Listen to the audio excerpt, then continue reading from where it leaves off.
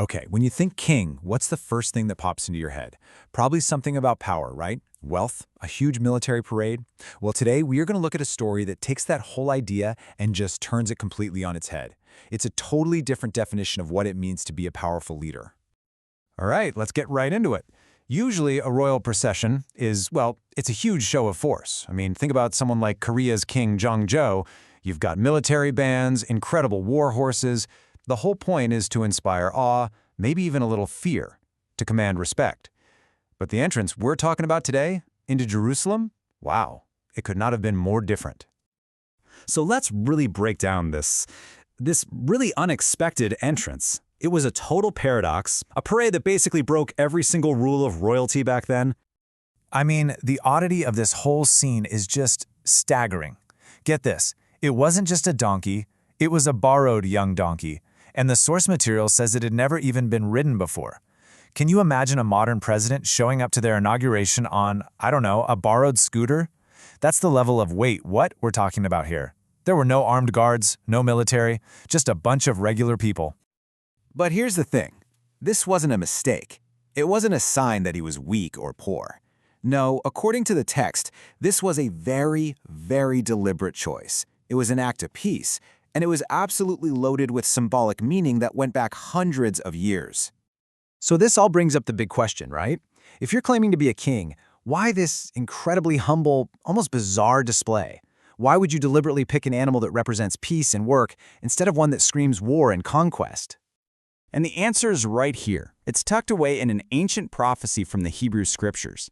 See, the source material explains that by riding that donkey, Jesus was very purposefully fulfilling these exact words from the prophet Zechariah.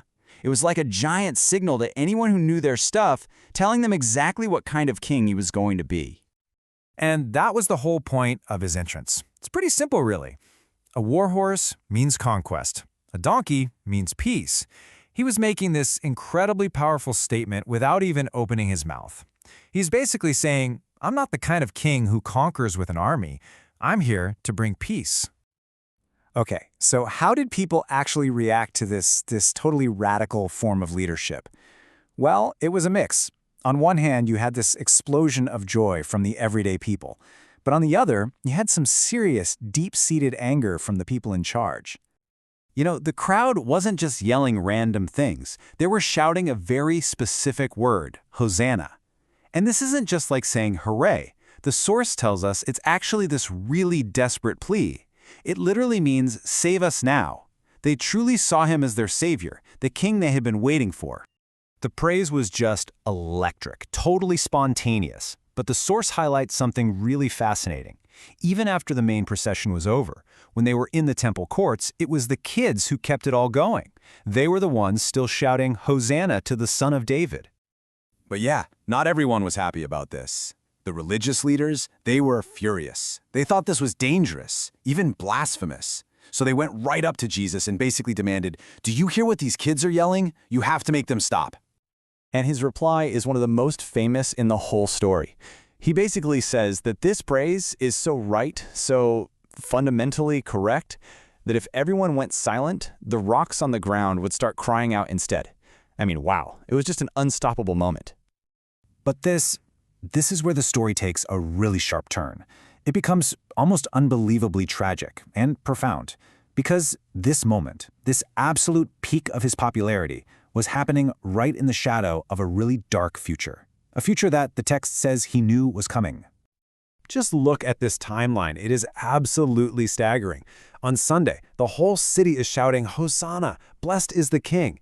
And then just 5 days later, on Friday, the source tells us that many of those very same voices were screaming, crucify him. It's a total 180. So what on earth happened? Why such a violent swing? Well, the source explains it all boiled down to expectations. The crowd shouting Hosanna, they wanted a warrior king. They wanted someone to lead a rebellion against Rome. And when what they got was a humble king talking about sacrifice, who then got arrested without even putting up a fight, well, all that love just curdled into pure rage. And this is maybe the most profound piece of the whole story. Jesus knew. He knew their praise wasn't going to last. He knew they'd turn on him. But he didn't push him away. He didn't say your praise is fake. He just accepted it and them right where they were. and the source presents this act as the absolute pinnacle of his humility. Okay, let's pull all these threads together. What we're left with is a completely different model for leadership. It's a whole new way of thinking about royalty, one that's all about service. This chart really lays out the difference, doesn't it? On one side, you have traditional kingship. It's all about ruling over people, using conquest and fear. But this new model is the complete opposite. It's about serving for people and finding power in sacrifice. It's a kind of leadership that doesn't bully you into following. It inspires you to follow through love. So the big takeaway is this. This king's coronation didn't happen in some fancy palace with a crown made of gold. No, according to the source, his path to the throne, his greatest moment of glory, came through the greatest act of sacrifice and service imaginable, the cross itself. And, this ancient story doesn't just stay in the past. It reaches right into our world today and leaves us with a really challenging question. What does real leadership actually look like? What is real power? Is it about being the one in charge, dominating everyone? Or is it maybe found in something totally different, in humility and in service?